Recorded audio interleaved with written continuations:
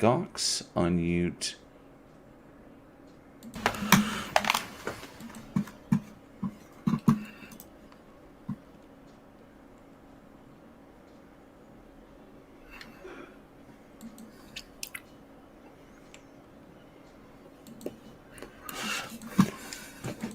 And we're live. Awesome, right. awesome. Yes, I think I actually managed to pull that off. Oh man, oh man, oh man. Welcome back, horror fans. It is Wednesday, 7:35 p.m. Central Time, and that means another episode of the Week in Horror podcast. The only podcast where we all go a little mad sometimes. We are coming to you live from our YouTube channel, so for all of you podcast listeners, be sure to check us out so you too can be a part of our live audience. This week we are covering select horror films released March 28th through April 3rd. Thank you all so much for joining us. I'm JL, and with me today is Eugene. What's up, everybody? And joining us tonight to dive into our horror selections is the Travel and Transportation Director for Texas Frightmare Weekend, manager of the online VHS store at frightmarehq.com, and co-host of the Frightmare HQ show, special guest, Charles Doze. What's up, studs? What are you guys doing? Doing good, doing good. Oh, yes. Making shows, man. Printing money. You guys are looking saucy today. Oh, thank you. You guys are so saucy. Well, I'm mainly talking to Eugene over there, but you know, it's all right. How you doing over there? How you doing over there? Doing? You got him percolating yet? Like, ooh, I know I am. Oh, Every time got the corn nibblers all ready to go. Every time I see him pop up in OBS, it's like, I know I'm doing You're this like, show. Ooh. Do you like turn him on and off so he just keeps popping back in? You're like, yep, do it. ooh. All right. All right, it's got creepy. I'm gonna go ahead and go now, guys. I'll see you later. And I'm gonna let myself out. I'm gonna let myself out here. Oh, I didn't know I got into this this gangbang here. I'm out. It's happened to me 3 times, not happening a 4th time. All right, we're not doing this again. All right, let's check in with our awesome live chat. Let's see who's joined us tonight. Hey, Travis Brown, I think it's the first time Travis has joined us. He is one of your awesome patrons, isn't he, Charles? Travis is one of our awesome patrons. We call him Downtown Travis Brown. Nice, because it rhymes. Yeah. Well, all about rhyming here. Travis, thank you so much for joining us. We really do appreciate you checking out our show. NANA, one of our amazing patrons, thank you so much. Good to see you. And Jessica G, our stream queen. She streams stuff to our Discord theater channel, which is really, really awesome. It's, and we hope that I think she's got a big plan for a lot of good stuff once she gets her internet back up and running. So good to see you, Jessica G. Let me see here. Kevin Paul, my man from Wales. Thank you so much for joining us. Good to see you. And Dark Steve, another one of our awesome patrons. Dude, so good to see you. Dark Steve is amazing. Yes. And of course, I saw another one, NANA, who, what the fuck, for a second, I didn't know what day it was. I see now, it's still Wednesday. Yes, this week feels weird. I don't know what day it did it for is. me as well. It really does feel weird. I don't know what day it is either. Another one of our patrons, PhD Tony. Thank you for dropping. Hey, there's Charlie Welch, the guy you never make a bet with. And what happens? Do you lose your underwear or something? No, because he'll welch. Is he a panty stealer? He welches. I'm on to you. Something weird's happening here. I see what you did there. Mm-hmm. Well, thank you. Sir. Well, thank you all so very much for joining us. This is going to be I think it's going to be a pretty awesome show. Unfortunately, Alex is not with us right now. He got held up at work, so we had to jump live. So hopefully he may be able to join us shortly. And if we do, people like money. You got to go to work. This is true. Yeah, that's true. So we will patch him in as soon as he arrives. So let me check this out. Where the hell are we at? Well, I mean, as far as that, Charles, thank you so much for joining us. I think this is going to be awesome. We have some great selections tonight. Let me see. I agree. You know what? Because Alex isn't here, I've had to readjust the script. So fuck it. I'm going to kick us off. You know, fuck it. We'll do it live. Fuck we don't care anymore. We're gonna fuck it. That's what we do. That's what we do here. All right. So I'm still getting to know OBS. Yes, I already have it up because I thought Getting ahead. to know you. I thought ahead. That's what I fucking did. All right, our first film. As soon as I pull up I've got to get multiple monitors. This shit is fucking killing me. How do you not have multiple? I got two switches right here. I need to have like 3, so I can have like the live stream and OBS and my porn on the other. You need 9 monitors. You need it like all around you, like the fucking Matrix or something. Just like, whoa. I just look like you're doing stuff all the time, like you're hacking. You're like, yeah. Just yeah. I do want to look like Hugh Jackman in Swordfish. Oh yeah, the most ridiculous hacker ever. He's like rolling around his chair, like, "All right, guys, let's go." I'm like, what's going on? Okay, all right. So the first film that we have coming up, as you see in the posters down below, we have The Baby, released March 30th, 1973. Why you say, oh no, this movie's awesome? Shit. It's something. It's something. It's something. Go ahead. Talk about The Baby. No, continue. Continue, sir, with The Baby. I will, yes, I will continue with The Baby. So, The Baby, released March 30th, 1973, directed by Ted Post and written by Abe Polsky, starring Anya Comer, Ruth Roman, Mariana Hill, Suzanne Zenor, and David Manzi. Man, oh man, how to sum this one up without giving it away, you know?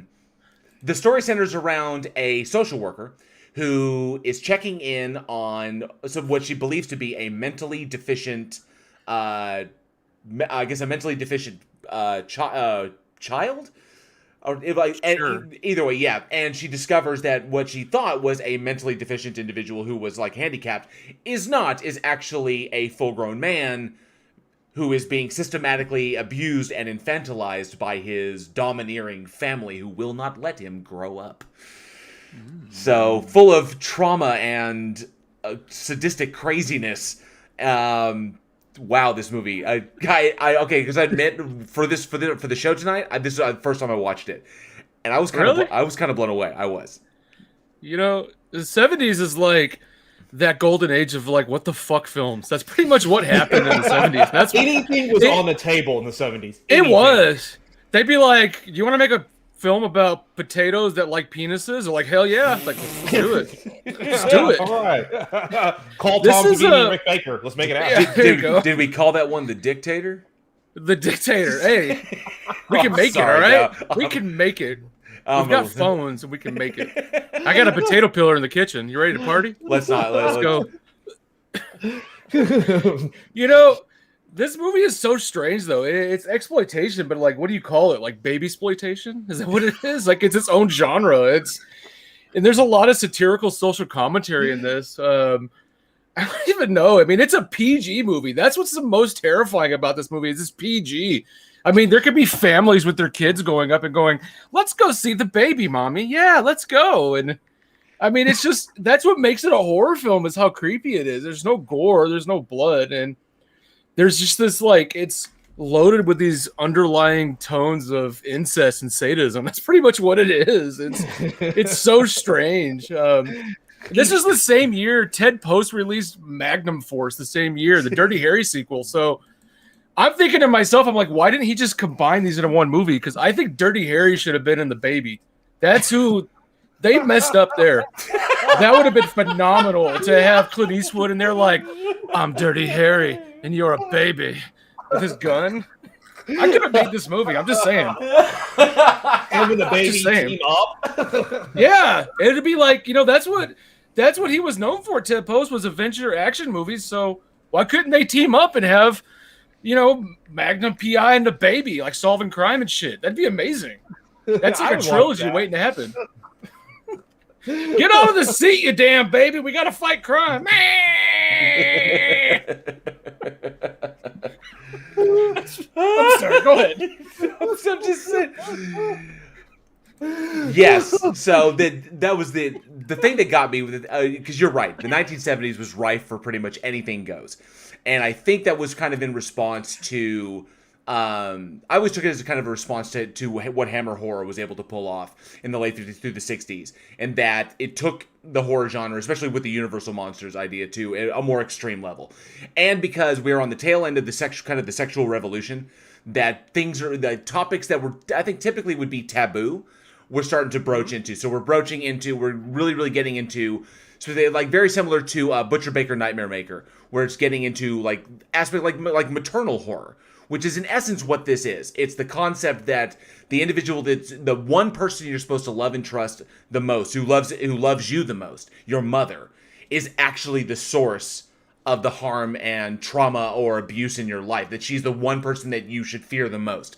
And flipping that on its head, that's a scary concept. And I liken this very much to Silent Night, Deadly Night, in the sense of turning the Santa trope on its head, where Santa is supposed to be, you have this commercialized image of what Santa is, and then Silent Night, Deadly Night comes along here in a few years and says, no, Santa's an axe, or a rapist and an axe murdering madman. Whereas in this one, it's the mother and the sisters that are so not just maternal horror, but female centric horror, in that the people that are the closest to you are your worst enemies. Yeah, I agree with you. I mean, mothers in horror tend to fall in those categories. They're either insane or abusive or just really just creepy. They're just weird. I mean, when baby want a bottle? Mm-hmm. I couldn't help it. I couldn't help it when I was sitting there watching this, and I kept thinking of the Mad TV skit. Look what I can do! And Stuart. No, I couldn't help it. I couldn't. And now the one thing I will give this film credit for, and it has some amazing in terms of cinematography. We talk about it's like almost cookies. And you'll have these nice. You'll have a cookie is it's a shape that you place in front of a light to cut. You'll cut out like a section of it, place in front of the light, so it focuses the light somewhere. And it does a lot of really interesting stuff where it'll have like light where it has like just this eye light, and it's stuff that you only really kind of see in the 70s. You don't really see it today because today it's so much natural light. Yeah, this is really kind of that over the top. That really over the top. The light doesn't make sense because it's just here. It's just here. It's only focused on one particular area, which I thought was really interesting for the cinematography purpose of it. But other than that, yeah. Other than that, you're like, well, did it make you kind of jealous because you want to be the baby? You're like, I wish this was my life.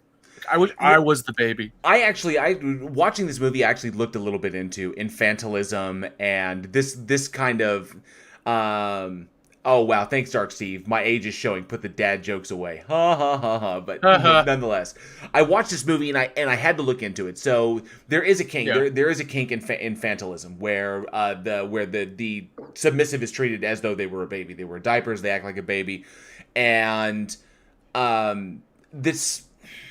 Looking into that, and we're not here to kink shame. We all have, we all have the things that make us. I'm not gonna finish that sentence. But please continue. I'd like to hear more. What are we talking about make here? Us finish different strokes for different folks. But balloons, yeah. And there's an interesting and what caught me was the power dynamic, because there is so much trust given to the dominant in that relationship, even if it's temporary. But in this one, we really see the power dynamic shift. The power dynamic reinforced by the fact that the individual is their mom, and also reinforced that she's got backup by the sister. So the siblings are the ones who are also reinforcing it. And the submissive is completely stripped of their control and virtually their identity, because they're not allowed to, they're systematically abused into not actualizing. So that's what makes it all the more terrifying, because to be in this kind of relationship requires that a tremendous amount of trust and respect between the two individuals. And then for a family to do this, that made it all the more twisted and all the more screwed up. It's like, and that's why I think I dig about the 70s, because the 70s really, filmmakers really began to turn the camera on things that we did not want to talk about in our society. Very similar to this, I think, the kind of the dark side of the sexual revolution. Because once you open the door into, everything is love, and people can sleep together and be open with their sexuality. I think especially women being open with their sexuality, then you have to acknowledge other things that may come along, and there is an underbelly to the revolution of that, and the horror genre picked up on it very, very quickly. Oh yeah, absolutely. You're starting to get away from the very prudish Victorian influence that we had from the late 1800s to up to the mid 1900s, where sex was very, you do it one way, missionary, that's all acceptable. You keep it in the bedroom, you never talk about it. You're people. I Love Lucy, you slept in 2 separate beds, and then somehow a kid came out of nowhere. But Lucy was a freak. You know, Lucy was a freak. Come on, she got on that Desi. She knows what's up. Come on, Ricky. She's a ginger. You know it. Mm-hmm. I didn't know she was a redhead for like the longest time growing up, because I just always saw her in black and white. But yeah, and now you're starting to get to the point where it's acceptable that people can talk about it. This is a smaller budget film, so smaller budget films can always push the envelope on stuff like that because they don't have a big studio breathing down their neck. And so it's like, well, we can finally talk about it, so let's actually talk about it. How did I want to get your guys' reaction? I have to admit, the abuse scenes in this were really, really well done, especially for 1973. His reaction to these things came up. I'm not going to say it went Cannibal Holocaust, where I'm like, holy shit, the actor was fucking killed. I'm not in that boat, but I was impressed. And at a couple of moments, because like abuse, that's not something that that kind of dynamic I don't really dig seeing it, because it's like it hits a little too close to home. Your suspension of disbelief is kind of like, yeah, this is something that could be very, very real, and so it can kind of turn my stomach a little bit, especially in this one when it's so gross. It's just grossly repugnant. The relationship with and then of course the ending, which I don't want to give away because anybody in the audience, probably a lot of people have not seen this, but the ending will definitely throw you you will not see it coming. I can guarantee you that. But did anybody else react viscerally to the abuse in that, or was it just me? I'm dead inside, so it didn't bother me. I was like, get him, get it. Completely desensitized. But I will say, I were talking about the cinematography. I always thought the acting was super strong in this film from everybody. It was done super well, and it's it can make some people uncomfortable. Let's just say that, especially being a PG family film. It's definitely a family movie, You would. It's not. I'm telling you, it's not. It is. Go see it with your children. The littler the better. Let them watch it. You want to see a grown man hit with a cattle prod? Here you go. Oh, I do. That's my kind of thing. Well, I know. I've caught your OnlyFans. Oh, I know, it's weird though. People like weird stuff. There's only so much cattle prod in the bathtub I can do before I get sick. It's a very limited amount. So. And OnlyFans.com/CharlesDoze. Yeah, you can join today and see all my past exploits and dirtyisms. Go ahead. For only a low fee of 49 cents a month, because I'm very cheap. So. Well, it's definitely a very odd film. I don't think a lot of people saw this one coming, and I think I don't think it's extremely underground, but I don't think a lot of people in the chat have probably seen it, except for the diehard horror fans. I definitely recommend it. The director is excellent. I really enjoyed his other work. Ted Post it just has a great eye I think in capturing a scene. He knows what he wants and he knows how to get it. So you can feel the confidence in how they shot this thing. So he knew what he was doing, and he was like, "This, I could just imagine him behind the camera. Oh, this is gonna fuck them up."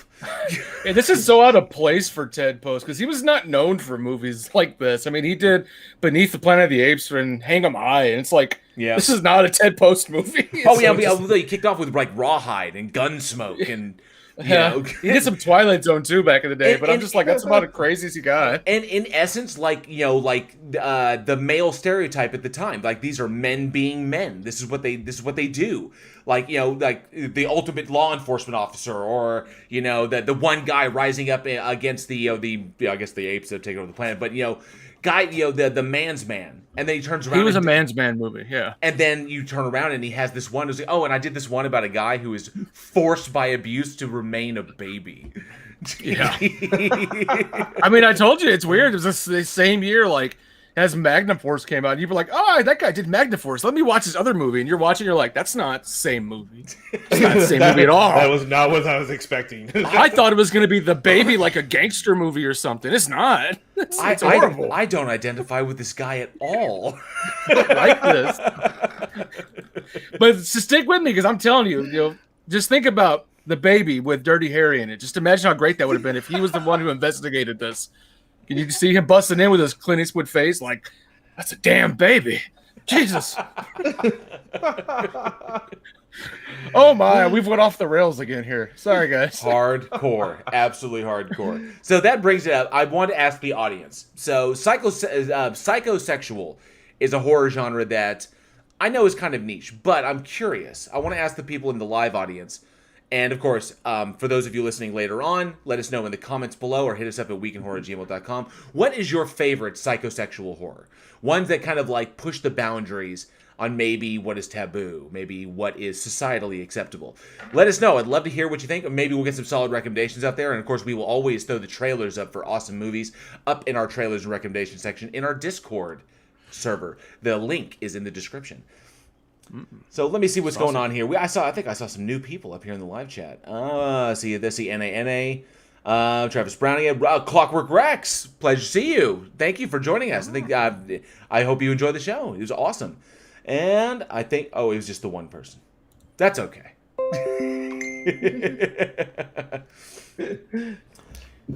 just one. What? Oh, he joined. Okay, I've been here since like you guys. Pretty much right after you started. Okay, so to our audience, Alex has joined us, so I will be piping in his audio now. Give me. Oh, they can't hear me. My mic wasn't working too. Yeah, they can't hear you because I shut you down. No, my mic wasn't working. That's why you couldn't hear me in the beginning, and then I finally got everything rolling. All right, let me see here. And. Okay, let us know in the live audience. Oh, and hey, Dave N, good to see you. Let us know. Can you hear Alex? Alex, say hello. Can you hear me? My people. The real question is, when are we going to make a remake to The Baby? Because I want to star in it. I want to be The Baby. Are you going to be The Baby?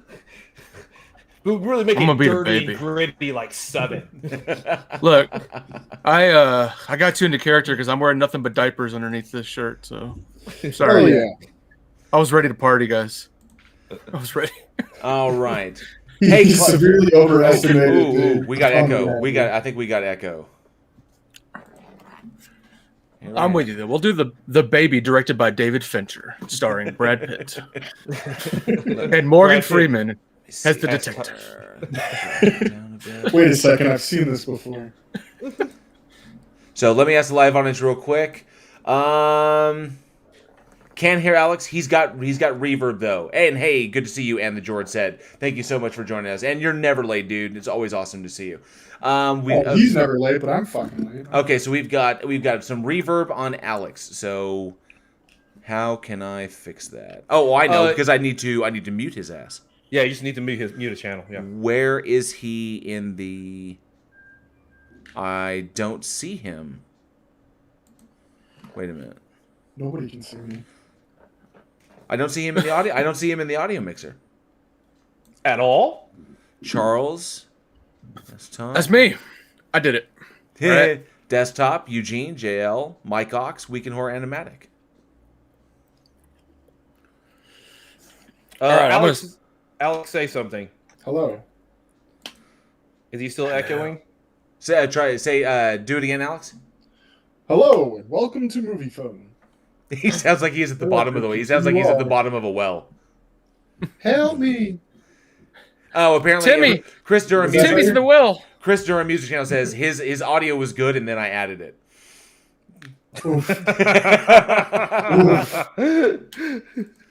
Dang. Shit got real. Jesus. Yeah, okay, hang on. So let me try this again one more time. Thanks, Chris Durham. And So let's we can keep talking about the baby because I get turned on by the baby, guys. Come on, you guys had me there almost. I just met you and you sound crazy, so here's my number. Call me, please. Oh, I'm calling you right now. Hey, joke's on you. I already had your number. That's how crazy I am. I fucking like you. I'm outside your front door right now, peeking in the window. Oh. Do you ever wake up at night and crazy? think You to should yourself, never- I didn't cover myself in bed. That's me. I like to tuck you in when you fall asleep. Oh, thank you. Don't worry. You're welcome. You look cold sometimes. Yeah. Please. As I'm sitting out in the garage, it's like 85 fucking degrees. Are you all sweaty like you're watching Cops again? Oh, gosh. No, and I did this dumbass thing. Can you see my video? Yeah. No. Every I don't know who you are. year, I start the summer out by wearing a hat and putting a tan line across my forehead, and then it never goes away. So that's super awesome. Yeah, okay, I don't know why, but for some reason his I hit refresh, but for some reason his Is that the audio mixer in YouTube, or are you talking about OBS? No, in OBS, because his audio is reverbing, but I need to be able to mute you, but the problem is you're not coming up in the audio mixer. What I would back up and join suggest with audio instead of video? what I would suggest doing is canceling whatever source you have on him right now on OBS, and then create a new source, a new browser window, and bring him back in on that one. Okay. Just basically start from scratch with it. Today on Week in Horror Live, we will learn how to use OBS for the 6th time. Week in tech. Try it now. I don't know anything about this, so you guys keep using a fancy telegraph machine for all I know. I don't know what you're doing. Alex. I said. I just show up. They say, sit there and look pretty, talk about movies. I'm like, all right, here I am. Alex, give me a test. Hello, my name is Alex. No, god damn I showed up late to the party and fucked everything up. Usually. Well, I wasn't going to say anything. Yeah. I was ready for 8 o'clock, and they're like 7, and I was like, yeah, I'll be done by then. And then, of course, Okay, so you know what I'm going to do? I'm going to add a brand new source. Browser. Alex. All right, well, jokes on you guys. We're going to talk about the baby again. We're starting this bad boy over. Like this. And OBS. I'm not as fast. I promise I'm not as fast as Johnny O, but I will get there. In time. Are you as fast as Johnny 5? Because Johnny 5's alive. Did you know that? Okay. Alex, say something. Hello. How are you? How's that live chat? I mean, I don't want to know what they got to say now. They're so mean. There are mean. It's okay. It's YouTube. I'm fully fucking expecting it. Oh my god, why is my video in there now? No. Well, because it briefly was for a moment, because I just completely restarted you. Let me. Can we change it to where it's just his video? Because that would be amazing. Just him on like all 5 of them. Yeah, that's cool. I'm just sitting here with my hair all on my face and shit. No, dude, he's still got review. He's still got reverb. Fuck this guy. Yeah. But now, does he have an audio thing in the audio mixer that you can mute? No. I don't know. Maybe he can mime. I have no idea. Oh, no, he's not on video. He can't mime. I don't know why. I honestly don't know why it's not there. I'm not versed enough in OBS to do it. Once we've started, I know Johnny said multiple times that once you start, people jumping in can be very problematic. So I was hoping we could get away with it, but I don't think we can. Okay, so he just might have to be a little echoey. Like, is it super bad or? It's bad. It's really bad. Yeah. Can we all be echoey so we can just match him? We'll just be echoey together. They know, because then we won't have a live audience. Did I just get fired? I just got fired. You didn't get fired. That's fantastic. I just got fucking Jesus. You didn't get fired, Alex, but it's in there, and yeah. And the George says, yeah, it's bad. So that's okay. Well, we've got the thing going. It's all good, Alex. You know, we don't even have the 4-window thing up, so. Cool. Bye. Oh, sorry, dude. feel like God, you guys are fucking savage on this show. I feel like I treat him so bad sometimes. You're like here. Why don't you sit around so I can pour you a nice tall glass and shut the fuck up and get out of here? Here, take this and walk out. You will go to sleep, or I will put you to sleep. He's like, you goddamn gypsy son of a bitch, get out of here, go.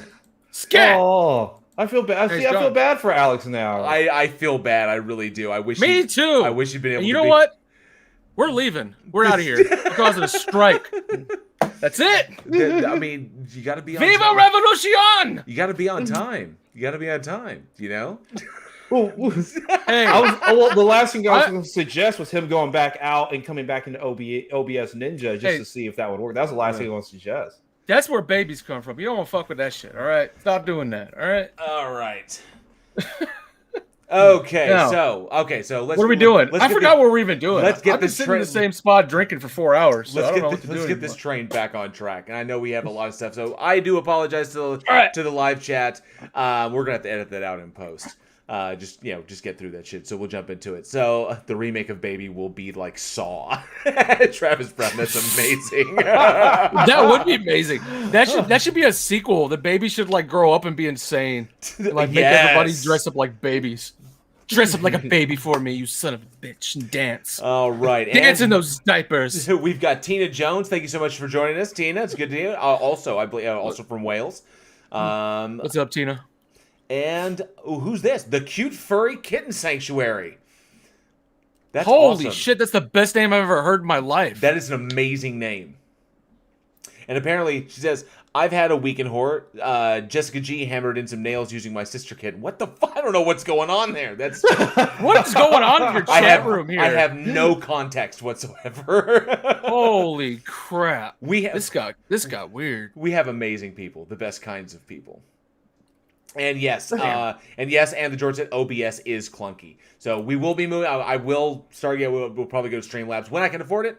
VMix all the fucking way. VMix, yes. And Basic Trigonometry, so good to see you. Another one of our awesome patrons. And then Alex says, "Oh, now you're editing me out." I'm not editing you out, Alex. I mean, come on, dude. You helped found this show. You just got to be on time, dude. You can come over here. You can come over here and sit in my lap, Alex. You can come. I'll send you my address. We can share this chair. Let's get this train back rolling. Eugene, what do we have up next? Take us to our next movie. I have to suddenly pull up notes. Give me a second. This is why they don't let me out of the house. Shit goes wrong. It wasn't like this when Lloyd was on here. Charles, why can't you be more like Lloyd? Fuck him. I love Lloyd. He should be here too. Then we'd really be going crazy. That would be out of control. All right. So next we have released March 31st, 2006. We have the movie Feed, which is directed by Brett Leonard and stars Alex O'Loughlin, Patrick Thomas, Gabby Milgate, and Jack Thompson. And basically what it is you have a detective who investigates cybercrime who comes across a website about a guy who basically feeds people to death. Just continues overfeeding them. So he goes to America and investigates, and shit hits the fan. It's always America. It's always America's fault. Those filthy colonists. Jesus.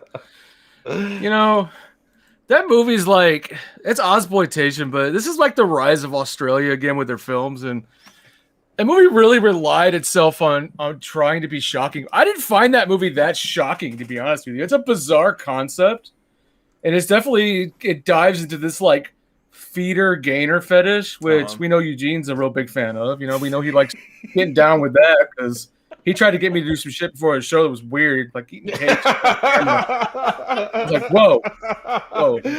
I just kept telling you to bend over in the corner. That was it. You're like, you have something back. You have something in the corner back there. I want you to sit on that cake and smile. And I was like, shit, all right, I like cake.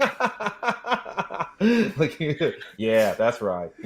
You know, Travis but said, really, Travis Brown says, so fear.com with a crazy overeating person. Yeah, that's pretty much it. kind of. Yeah. But, you know, I mean, really, this movie, everybody's like, it's so gross. I'm like, the most disgusting thing about this movie is the really atrocious script that's in this. It's like nonsensical. It's like ridiculous. And Brett Leonard was like having this horrible attempt at trying to be artsy. He's like, look at me, I'm so edgy. I'm like, no, you're not edgy. You're bad. It's like he really wanted this movie to be like an amazing new French extremism style, like shocksploitation film, like Irreversible or something. But I think he took this movie too seriously. Like it should have been more like Dead Alive, just like really comical and like campy. And I don't know. It's just I go back to the script because sometimes it's like so ridiculous it borders into that unintentional comedic territory. And like you don't give a shit about the characters in this. You're like, oh well, I don't care if they die or not. You're like, I don't give a shit. I did get I did get the same kind of sensation where it was very much like he's trying to be French extremism. In that same regard, he was trying to really push a boundary in that, but it just came off so. I don't want to say hackneyed or overreaching. Oh. Overreaching, is that a good term? Like he tried too hard. Yeah, okay, there you go. Yeah. It seemed like he missed a mark because the editing style seemed a lot like Natural Born Killers, like that Oliver Stone kind of like, boom, you have some of these like overexposed shots and these like random cuts and all this other kind of stuff. So it's real like nonsensical on it. But the thing is I think first of all, the script is lacking. And second of all, like if you're going to go that approach, you have to go like Natural Born Killers, which I like the movie, dives in. Like it is straight on. We're going to give you animated stuff, everything, laugh track. We're going to just boom. We're going to really, really commit. And I felt like he stepped like 1 foot in the water. And I was scared. Like, we'll just kind of stay right here. And that's why it doesn't work. Almost like, you know, you could see his inspirations in the film, like where he wanted to take from. And I will never fault a director for grabbing from what works. The problem is if you're going to steal something good, make sure you do it well. You know, surround yourself with people that can accomplish that fact. That way, maybe you could say, oh, it's like I'm paying homage to this because I really respect it. But, you know, steal what's good, but make sure you can pull it off before you do. And don't try to turn someone else's, you know, kind of visual style into your own. Because Oliver Stone, that's the Oliver Stone way of style. That's what he does. And yeah, we could pay homage to that, but don't try to twist it into the, you know, the Leonard way or something of that nature. You know, be creative, but don't overreach. That's what I felt watching this was like, I see what he's going for, but he really missed the mark, especially in some particular scenes. I don't want to spoil too much for those curious, for those who really want that eye candy. Oh, there's some beautiful scenes in this, guys. There's some amazing scenes in this that gave me the tingles. All right, the tinglers, the tingles in my gastrointestinal tract. I was ready to party with this movie. Oh yeah, boiling member when they first go into the house. Yeah, but like I think if he tried, like you're saying, not to copy a bunch of shit that didn't work and try to do something, because the ideal of this movie is an interesting ideal. Like if you read this on paper, the concept and not the actual shitty screenplay that was made, this could have been made a fun movie. But I think it was just a lot of the wrong crew behind it doing it.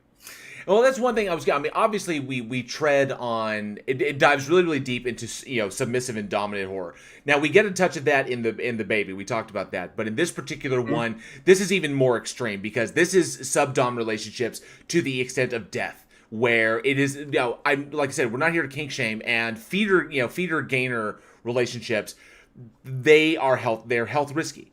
I mean, that's just what it is. You know, you have people who are deliberately gaining weight to the point that it could harm their heart, it could harm their internal organs. There are issues that can complicate that. But in this particular one, you have in essence, the killer utilizing that relationship in order to murder people and getting off on it, and getting more and more extreme in how he.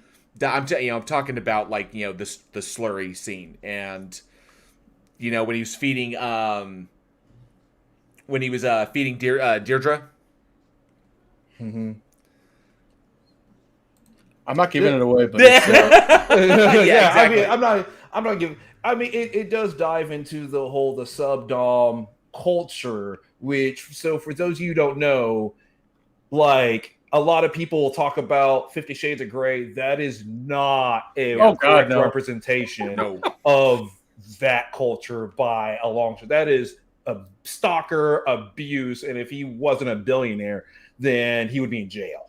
Like, just hand that. He has the money to buy himself out of jail. Nothing's illegal when you're rich. Nothing's illegal. It doesn't matter. This is true. Yeah, exactly. On it. Everything's legal as long as you can pay the cost of it. So this dives into, because usually we have a subdom relationship, it's usually very consensual, usually boundaries are laid out ahead of time, and it is actually a very give and take relationship so that both parties actually get something out. And it's not just one person beating on the other person and the dom likes it. No, both parties like it, both parties are consensual. And then this just takes it to the level of, well, what if it does become dangerous? And that in itself, I think, can be scary because, when if people identify with this particular kink or ones that are somewhat similar, like more hardcore bondage and domination stuff, that it puts that in there, and then you begin to kind of realize. And I think that's what makes it kind of niche, is that it will speak very, very heavily to a particular audience. And another thing that I want to bring up, because the rest of the people that are going to see this film, and this was kind of my concern, what I wanted to really, really talk about was other people who are not into these things and may not understand that we're going to be watching films like The Baby, films like Feed, and our next film that's coming up. They're going to watch these things and they're not going to understand them. The filmmakers know this. I can guarantee you Leonard knew this. Okay? Does this go down as extreme kink exploitation? Are we exploiting the seemingly unnatural image, the kind of taboo nature of these things for the sake of horror? Or is it being the horror genre just lends itself to putting these things on display because it's horror? I'm just curious. Does it kind of give rise to it's the horror genre, so we're justified in exploiting these things for the visual feast and for freaking people out because they won't get it? Or this is all we can do. This is the only way we really can display it because it's the horror genre. Yeah. I think it just depends on the filmmaker itself and the approach they take. That if they actually honor what's going on and say they want to show people, and a lot of times for horror movies, we want to bring something to attention, then kind of go to the extreme on it, versus maybe a director who's just like, oh, this is disgusting, I want to show people how disgusting this thing is. I think it's more the approach of the filmmakers. Yeah, I have to agree with that. I mean, I think a lot of it is what they're trying to do. I mean, I think a lot of these movies like Feed, they're making them for the sole purpose of they think they're going to shocksploitation the shit out of people by showing them weird stuff. And people tend to like that, especially suburbanites. They're like, ooh, I don't do that, so I'm normal. People love that shit. I'm telling you. Vicariously living by seeing how the other half lives and saying they can, it allows them to continue to separate themselves from them and be like, oh, like watching Jerry Springer. Yeah, exactly. It's about the same level as Jerry Springer. I can totally see on Jerry Springer. Totally. I'm trying to eat myself to death. And then midgets come out of nowhere. Where'd those midgets come from? You don't want to know. They're coming out of places. So Dark Steve says, haha, JL has lost Alex to the void called Side Chat. Welcome to the void, Alex. Alex, welcome to the void. I'll throw you an escape ladder here soon. I promise. It's just such a weird. I mean, Brett Leonard overall is such a strange director. I mean, he did a lot more mainstream shit back in the day, and then just kind of faded away and came back with this movie. You're like, this is the guy who did, what did he do? Virtuosity back in the day, didn't he? He did Virtuosity and The Lawnmower Man. Yeah, he did Lawnmower Man. Yep. Dead Pit. He did Dead Pit. I love Dead Pit. That's a great movie. It's a lot better than this, but what a weird way. Well, like also on top of that, like one of the things that bugged me was like the cinematography, because a lot of the shots were just weirdly exposed, and it's like you already have the budget and you have the budget and the knowledge to do great looking shots, but some of it's stuff like first year, like college, like film school college, very amateurish. Yeah, very amateurish. Which means he did that on purpose. Yeah, I told you he was trying to be arty. He was trying to be artsy somehow. He's like, I'm so cutting edge. I'm like, no, you're not. No, I had flashbacks to film school when it just all the bad projects people turned in film class. It's just like, oh my god, yeah. Oh, it looks terrible. Oh, that shot looks terrible too. Let's see. And the George says, exploitative horror has its place, and it can be done semi-tastefully. But shocksploitation can be just grossness for the sake of grossness. Some shocksploitation can. And Travis Brown says, David Cronenberg does a great job with shock value on his body horror movies. And I agree on that. Cronenberg is a master. Cronenberg does it right. He's a master at it. Absolutely. But even like Feed, I wouldn't even call Feed shocksploitation. It doesn't even land in shocksploitation. It's like shocksploitation light. It's like what you get from the vending machine when you want something with no calories. You're like, here, I'll take that. This is like that was enough for me. I'm on a diet. Well, definitely. If you are a horror fan, and I mean, if you're as big a horror fan, especially as we are, it's not going to blow your mind. There are far more extreme films that will really shock you to your core. This one, but I think for your average audience, like, hey, I'm going to watch a horror movie tonight because there's no more episodes of Grey's Anatomy. This is not the show for them. When people tell me they want to watch something edgy, and if they're not into horror, I make them immediately watch Necromantic. I'm like, you go watch that. Like, it's a great one. You're gonna love it. They're like, okay. They never talk to me again. Never see me again. Come on, not Salo. Oh, that's for something else. That's something even more special. Not. Sometimes it's hard to get people around that black and white shit. Sometimes you're like, all right. Not Audition. That's like Audition, Siberian film. Nope. I'm going straight Necromantic. Serbian film. Yes, thank you. Serbian film. Serbian film was like a hidden comedy. I'm sorry. It was. And Charlie Toes is the darkest guest we've had on the show yet. Was I the only person in the theaters laughing their ass off at like the limited screenings of that film? I was like, oh my god, do it! Yes, you were. You were the only one. Everybody looking at me. Don't judge me. I was once like you. Okay. Well, I know that. I could say from speaking to some individuals who do enjoy particular kinks, especially in the BDSM field. I know that many feel that films like this, even though we as horror fans can see them for what they are, just, it is what it is. It's not intended to attack any particular one or basically take something strange and put it up there for all to gawk at and laugh at. That's not the intention at all. But some do find it a bit exploitative because they would like what they do to be accepted and as just a normal part of society, that this is who they are, this is what they enjoy. And it's things like this. It's just little nickel and dimes, which is probably how much he spent on this movie, that really kind of affect the image of that. So like stuff like this kind of kink will always be underground because of little things like this. Good call. Yeah, because a lot of times when you start diving into these kind of kinks, and especially we look like the sub-dom, that kind of culture, filmmakers that make films about it aren't actually doing the investigation into what that culture is like. So they're always misrepresented, and that's majority of what people see is like, oh, well, you're into sub and dom, so it has to be like this and blah, blah, blah. And it's so far from the truth, and it's like, it would be nice to actually have a film that actually does it correctly. Somebody who actually does their homework. Yeah, that's a good call out. That's a good call out. I thought about that a lot, but yeah, you're right. I mean, a lot of these people, making these don't really know what they're making. They're just like, I guess that's probably what they're gonna like. Because I mean, they're gonna like that. You look at films like American Mary or D. Snyder's Strangeland. These are extreme fetishes, like where it's almost fetishizing in particular things, whether it's body modification, particularly those two, because you're altering your body permanently.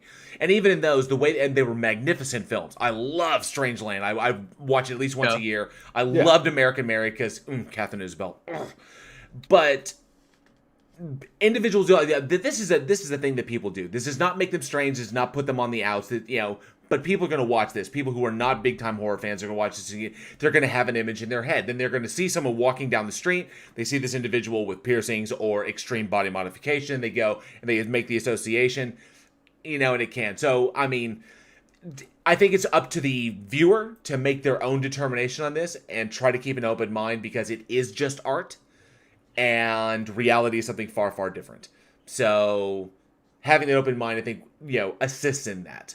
And then we can still make our art. We can still make these movies like this to kind of, these fictional dark sides. We can actually go into that without the worry of creating any kind of societal division. Society's fucked up anyway, dude. We're screwed. This is true. This is true. It's true. Just enjoy what you like. Just enjoy it. And as long as it's consensual, enjoy it. And the George said he's got to take off early. Good to see you. Thank you so much for stopping by. And the George said we really do appreciate it. There's Alien X Gaming. What's up, dude? And Ricky Bell has joined us. Awesome. So great. So, man, we have the best fucking live chat. We really fucking do. We really do. All right. And Travis Brown would like to ask, Charles Doze, can you go even darker? Shit, you don't want to do that. Well, I do have this goat and this knife I claimed out of the pit. I've got 4 children trains up in my closet right now. Get out of the closet, you little son of a bitch. You got to go full Spinal Tap. It's like the Black Album. It's like, what's darker than this? And the answer is nothing. Nothing. That'll be for the OnlyFans, Travis. You know how dark we get there, so get ready. Bring the kerosene and the towels. It's getting nasty. All right. All right. We're kidnapping some orphans. All right. Yeah. It's my favorite pastime. Some Pippi Longstocking shit. Kidnap some orphans and do some weird shit with a horse. That's what I do. Let's just see what happens. Kelly and the Sexy Stud. Just see. I'll miss my ass.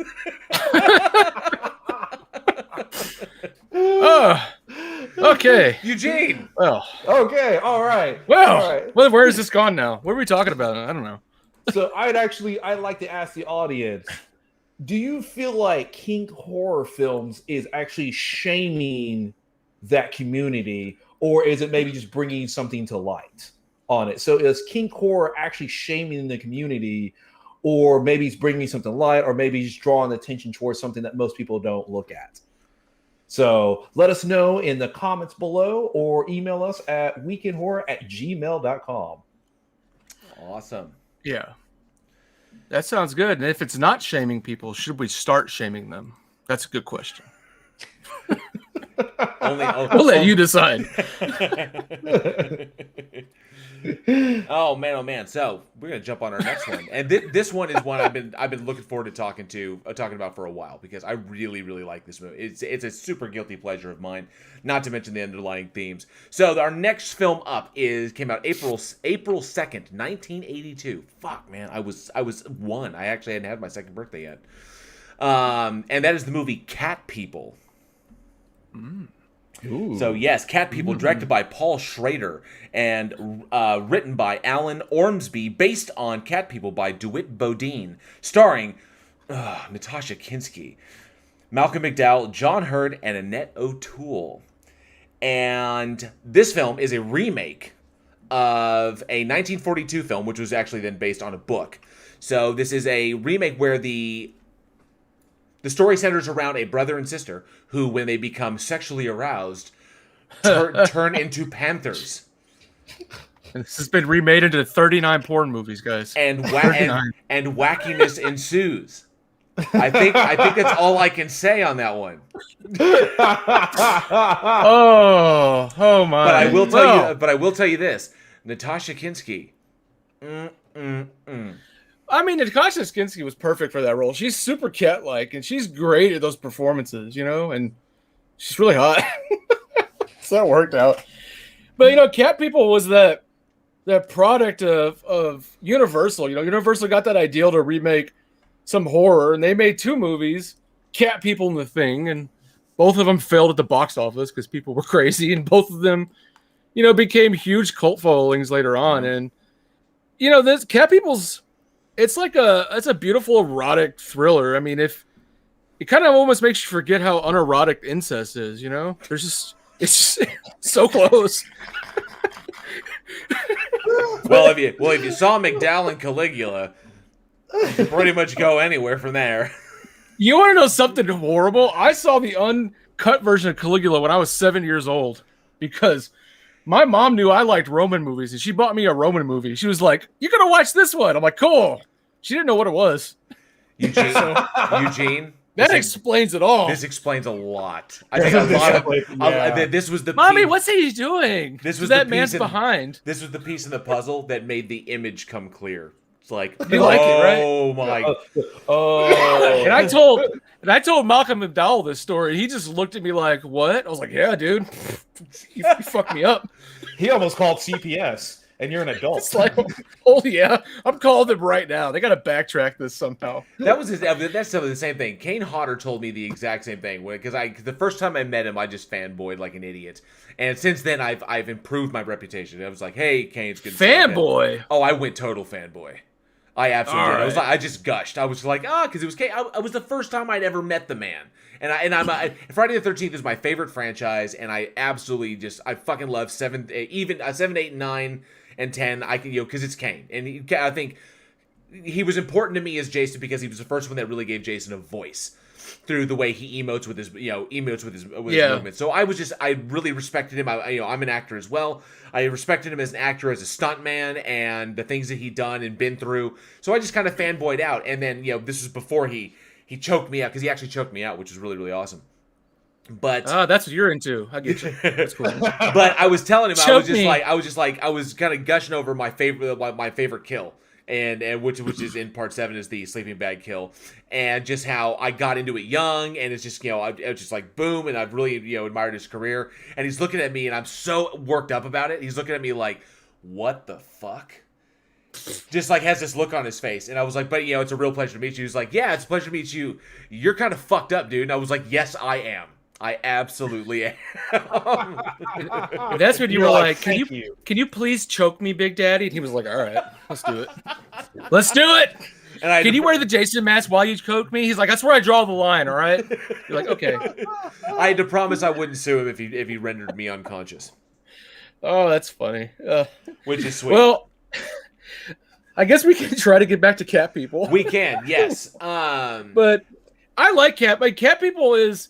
I like how they were able to like have this nice little almost swirl of like American and Euro horror at the time, because that's kind of what it is. It kind of feels real similar to Argento's Inferno that came out a couple years before. Real similar to the way it's shot.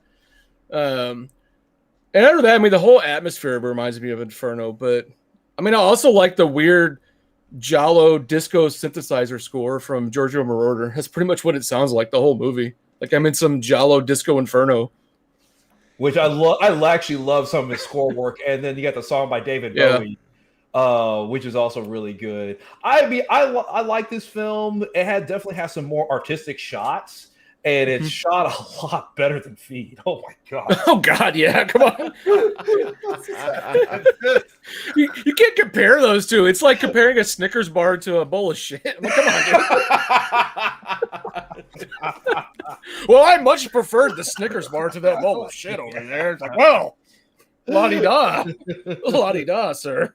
Jesus. Well, that was one of the big things that struck me in this one, and it wasn't so much about this film. I thought the film was beautifully shot. It had a very ethereal, almost dreamlike quality to it. I really, almost like the personification of trance. I really, really dug it, and I'm a big Malcolm McDowell fan. I love Natasha Kinski. I thought that she embodied the role and really went for it. And at this time in the early '80s, this would be a difficult role to take. Given where you want your career to go, and in the 80s you jump into a movie like this, it can really pigeonhole you. Very similar to what happened with Karen Black, pigeonholed by Trilogy of Terror. You just don't want to take that risk. So I applaud Natasha for taking the risk in jumping into this film and then going full force with it. Just be like, I'm gonna run it, and I'm gonna do it as do it the best I can. So I love her dedication. I love as an actor her strength in portraying this character through its kind of coming of age. But what really got me was like, because when I found it was a remake, I had to go back and watch the 1942 one, which was obviously 1942 was much, much tamer. The only big thing in that one was the idea of the woman's sexual awakening. Now in the 42 one, the focus was just on the woman. So it can come off as very, very misogynistic because the woman is the source of the terror and the woman is also the victim in this. So she's victimized and she's the kind of aggressor in this. So she's put in spotlight in all kinds of negative ways. And then she's blamed for her own condition in a kind of very subdued manner. So it's not very... That's why in this one, they brought in Malcolm McDowell, and they did a brother-sister relationship so that it would be equally the guy and the girl. So, but going back to the book itself, and the book was written in 1932, if I remember my dates correctly. I think it was the 1930s, but I'm going to get that date right. It was a book. That's all we know. A bunch of words on pages, guys. Come on. Oh, anyhow, so, but with the one thing that really got me was the notion of sex in American films. Especially this early on, was so heavily influenced by the kind of puritanical roots of our society, of our American society. Obviously, there are many countries out there who will do horror films or who will do films and they will broach topics that we here in America are still leery of getting into. Have all the violence and gore you want. Have heads get smashed out and people getting their guts written out like in Fulci Zombie and or like in like Dawn of the Night of the Living Dead and shit like that. But never display sex or a sexually aggressive female, especially in 1942, especially earlier than that. And that's the one thing that got me was I think that stuff is still there in our films today. Really, truly sexually aggressive women are not portrayed as being normal. They're not normalized. There's always something about them to put them, kind of outside. Like in this one, she turns into a cat. She turns into a panther. There's always something to set them aside. And I wonder if we'll ever be able to get past that. That has actually been the Victorian puritanical thing has been one of the most influential things in American culture. So you had Queen Victoria, who was Queen of England for most of the 1800s.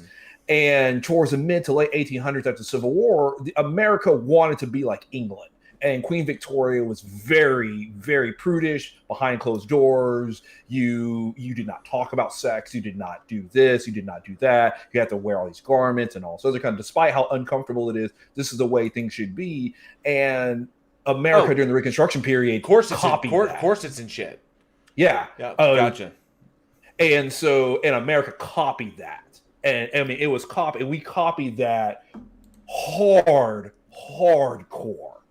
Into the way people dress. That's why people all look at things in the early 1900s while everybody dressed for, even poor people have top hats and bow ties and all this other kinds of stuff as they would walk around in the slums, was because that was the way we wanted to be like England at the time. And we still have not gotten over that. And even as Europe has progressed now, like Europe sees sex as just a normal part of life. Like it's just nudity is something that's just like, it's part of the human body now. We have not let go of it. Yeah, titties are just titties. Yeah. Titties are just titties.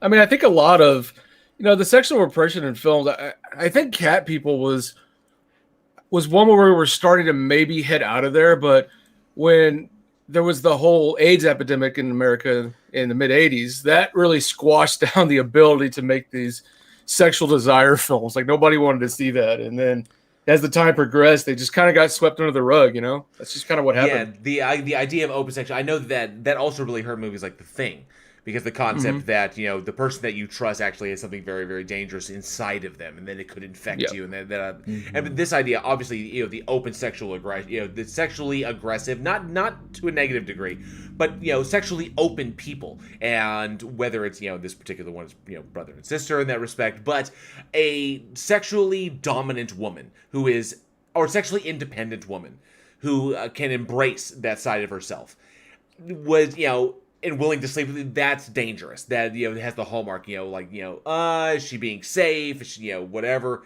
And we put those hallmarks. Of course, society always influences. We've always said that, the horror films, the horror genre is a kind of barometer for what ails society. That which we are dealing with and afraid of the time we can see on screen, we can deal with it cathartically or live, maybe vicariously like Charles does with virtually everything he watches. Heck yeah. I know how to party. Well, I'm not going to that party. Yeah, you were already there. Oh, I drugged you. I'm sorry. You don't remember. Well, it's all right. But, these kind of movies like Cat People, I mean, I think this is kind of movie that only Paul Schrader could have made. I mean, he was definitely open with his love of these, free sex and open desires of women. I mean, it's the guy who wrote Taxi Driver, for Christ's sake, did American Gigolo. I mean, he didn't. He knew what he wanted. He knew what he was going for. You know, I think his type of movies really died out in the 80s too, with a lot of stuff going on in culture. He couldn't survive with those kind of films, and it made it kind of sad. It is about. I mean, stuff like this pretty much got relegated to Cinemax, to late night Cinemax, and specific areas where you could go through. You know, like the channels that were all scrambled, the scrambled channels that you could we could. You'd be like, I can see one. Then we just need to oh my god, I think it's a nipple. Oh my god. It's all like wavy and like 4 colors. Yeah. You're like, yeah, do it, girl. Do it. Checking with your parents, checking to make sure they're not coming at you. Oh man. So yeah. What are you watching, son? Ghostbusters? Nothing. Turn it off. What were you gonna say, Eugene? I got nothing after that. Come on, you can follow that. You're all right. Go ahead. Come on. Oh, Tony. Yeah, so the introspective sexual culture in the Americas of the 1980s. It all surrounds Ghostbusters, guys. It's the most sexual movie ever made. Ghostbusters. All right. That's all I got. Oh, is he? Tony Regime says need. Oh, yes, because he mentioned Tony Regime was talking about when are they going to make a good Lovecraftian H.P. Lovecraft movie. And actually, there's 3 I could recommend off the top of my head. I recommended 2: The Void and Color Out of Space and Black Mountainside. All 3 of those are amazing Lovecraftian horror films. Well acted, well written, very, very strong. And then, of course, he said, yes, need that cage rage. You must have the cage rage, especially if you're doing H.P. Lovecraft. I think nowadays, at this point in his career, where he's making every movie that comes his way, like every single one, I think H.P. Lovecraft is where Cage is going to shine because, you know, German Expressionism is his thing, wild, crazy cosmic dread and cosmic horror that lends itself to it. And he also said, take that back. Titties are awesome. Titties are awesome. They are. But titties are titties. I mean, in England or in Europe, I can say titties are titties. And nobody gives a fuck. But here in America, it's like, ah! So people freak out. You talking about titties, you dirty son of a bitch. Oh, that's a body part. How dare us?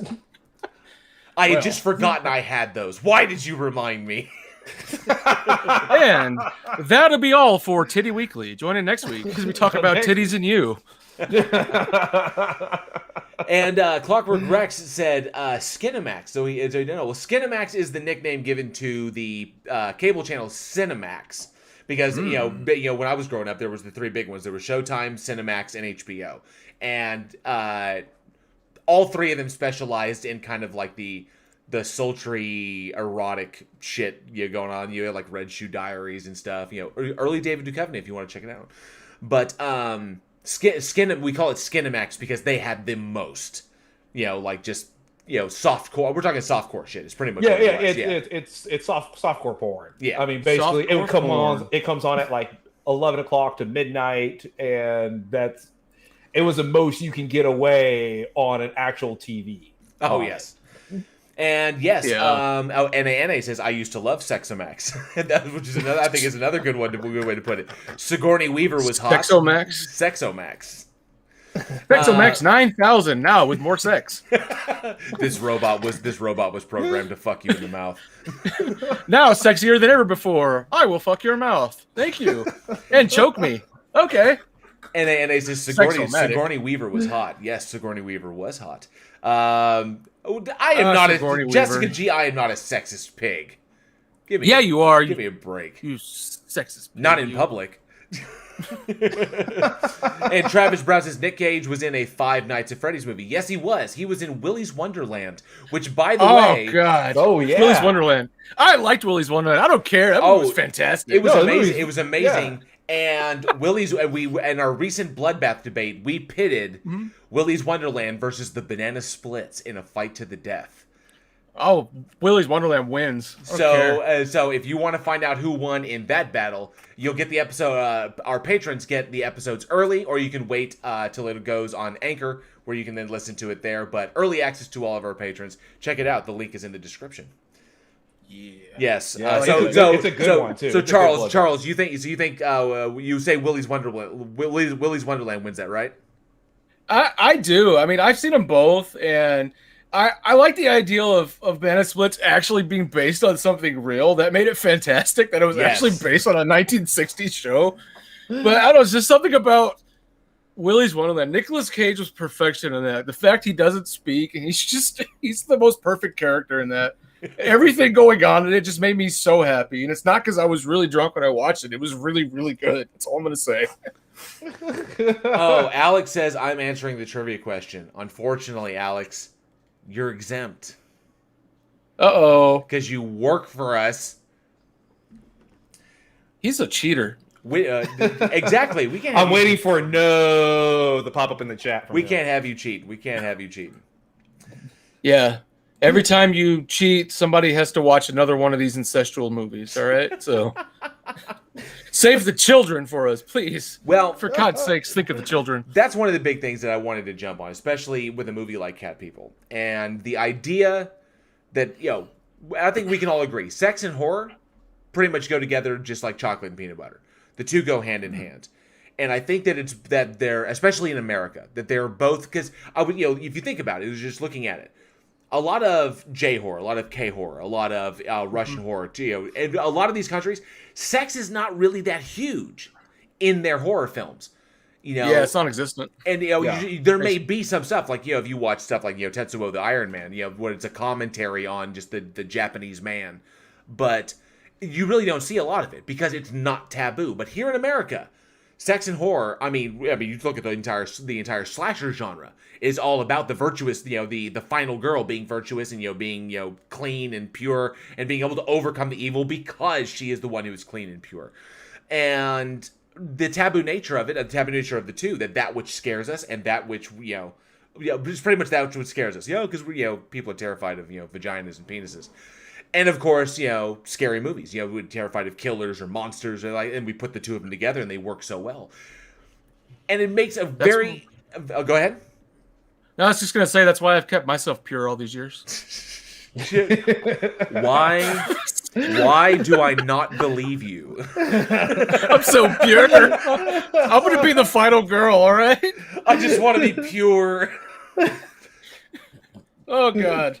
Sorry, whenever I think of that, I just think of Udo Kier and Andy Warhol's Dracula. They must be pure, the girls.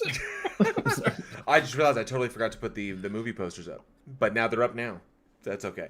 But I wanted to digress. I wanted to go a little bit into this. The idea of sex and horror in America it's unique. The way we take on it. What do you guys think? You think that will ever change? Do you think we'll ever something like that? Or where we may see a separation of the two and just horror for horror's sake? Will that lend itself to new things, or are we so ingrained with I would say conjoining the two? I think it's going to be a real. We probably won't see a change in our lifetime. It will probably take a couple of generations because it's so ingrained. Even with the advent of what they call elevated horror, we call it intelligent horror, but elevated horror, like movies like Midsummer, movies like Hereditary, movies that can really scare the shit out of you and never go near the sex topic. And because you can have that, and that's it, and trends will keep going as trends do. But we will. I mean, slasher films they'll be in the limelight, dip down, they always come back in it. And I mean, we're great even growing up. You watch a film, and it could be four good people, good college people, but those two had sex, so they deserve to die because that's just how horror films work.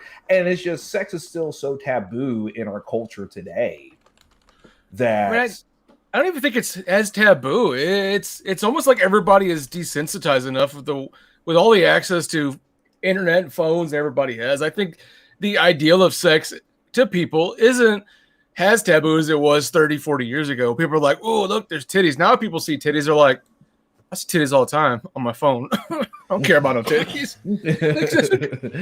That's just how I feel. Tony Regime actually says Italian horror has a lot of sex in it. I agree. Gallo films, the Gallo genre, the yellow genre, very, very much played on all things that were just, like seedy and dark and underground, that whole kind of thing.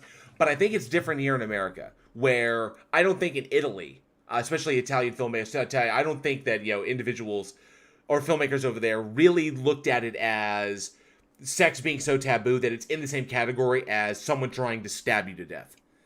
You know, that it doesn't have that level of taboo nature. I don't think, I think they simply used it because it's tawdry.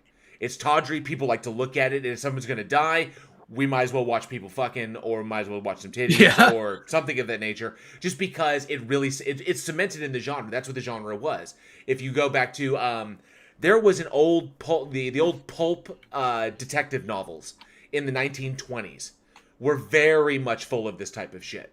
Really, really, really dark, you know, the stuff that you wouldn't admit to anyone that you read. But they were out there. You could buy them, buy them for 5 cents, or the dime stores, and we're talking, really, really dark stuff, really extreme stuff that you think in the 1920s people wouldn't do. But yeah, it was out there, but still taboo. Yeah, in Italy, it's just more of an open culture thing. Yes, like it's just something. Like I said, when it comes with like nudity in films, like to them it's just like, oh, no big deal. Just, oh, this is what the film has, and here you have nudity clauses and contracts. All this stuff is negotiated even before an actor signs on. So it's like, okay, you have your nudity clause, you have your stunt person, you have all this, all these preparations. There's people in film that actually make a living choreographing sex scenes. And that's like their entire job, to make sure, like, oh, nothing slips there, make sure the actor just what those good angles. Just like make sure, okay, it looks just. And yeah, that's their entire job, is to go and do that. Whereas in Europe, it's just like, okay, we have a sex scene. Okay, boom, take your clothes off. We're gonna do it this way, and then you just roll with it. Gotcha. Yeah, that's always how it kind of felt. Like you were saying in the Italian movies and Euro movies, it's just like, it just feels like in those films, it's just like a natural progression of the story. Like, well, this is what's gonna happen, so just do it. And they're like, all right, cool. They do it, and then it's not that big of a deal. But here, like you're saying, it's just, oh my gosh, she's gonna take off her shirt. It's so seedy. Like, no, it's just life. Just happens. What was it? What was that?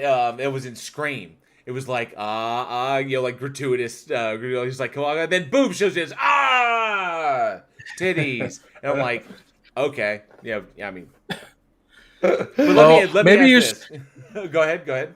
No, go ahead. Oh, yeah, you can. All right, I wanted to ask the audience real quick. So, given Cat People is a Malcolm McDowell film, I want to ask the audience, the live chat, let us know there, and let us know in the comments, or hit us up at weekendhorror@gmail.com. What is your favorite Malcolm McDowell horror film? He's done a lot. So, what is your favorite Malcolm McDowell horror film? We would like to know.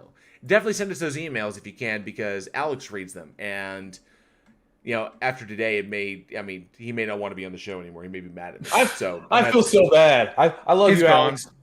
We love you, Alex. You are the man. I wonder if he's even still in the chat. No, he quit. No, he's still there. He's still there. He just hasn't been talking. Because he's so sad. Leave her alone. Savage, poor guy. Ricky Bell. Leave her alone. I fucking love that. Oh, Travis Brown says, I fell asleep on the Gallows stream on Frightmare. I know, he told me that. Ouch. I was like, well, why don't you just go fuck yourself, Travis, huh? How about you do that? I think I just blew up my fucking mic. Oh, that's fucking hilarious. Yo, that right there. Okay, I respect Charlie, or I respect Charles even more now.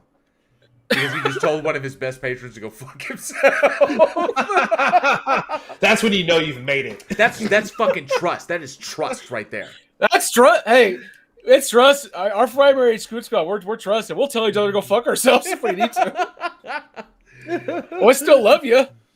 That is awesome. And we love all of our patrons. You all are freaking amazing. And I'll tell you what, it's so awesome to see so many new faces in here. I love seeing new faces in the live chat. It's freaking great. All right. Shit, we've got one more movie. Oh, God.